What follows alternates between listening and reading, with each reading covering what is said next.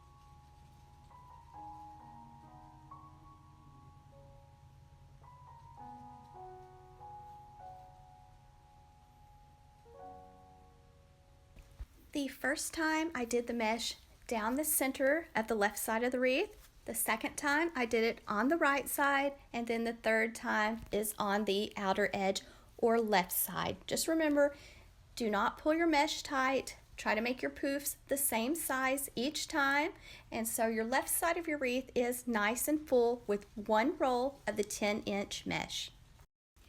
For the right side of your wreath, you're going to want to choose a pretty big sign, and I picked up my love sign at Dollar Tree, and you'll see it in just a second. But here's the way the left side of my wreath looks with my mesh added.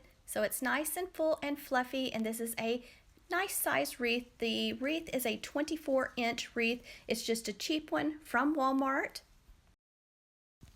Today is January 24th, and I stopped by Michael's today, and right now they have their Christmas decorations 80% off, and they had a bunch of these wreaths for 80% off. So if you have a Michael's close by, you might stop by and see if they have any left. Next, I'm tying a big bow to put below the sign.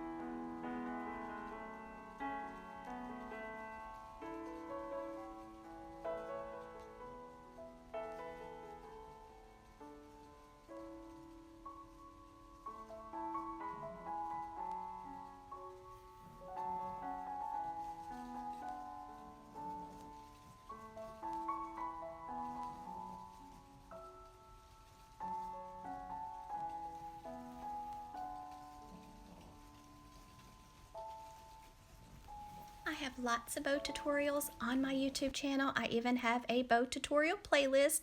So if you'd like to watch one where I talk my way through the bow tutorial, let me know, or you can go to my bow tutorial playlist. I have several to choose from because there's lots of different ways to tie bows and there's lots of different styles. And right now it is sleeting so hard at our house. You'll have to let me know what the weather's like at your house. So there's the bow and there's the Dollar Tree love sign.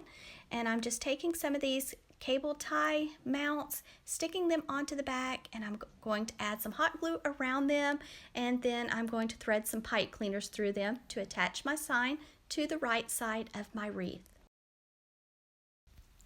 I also just wanted to say thank you guys so much for all of the prayers and the kind words.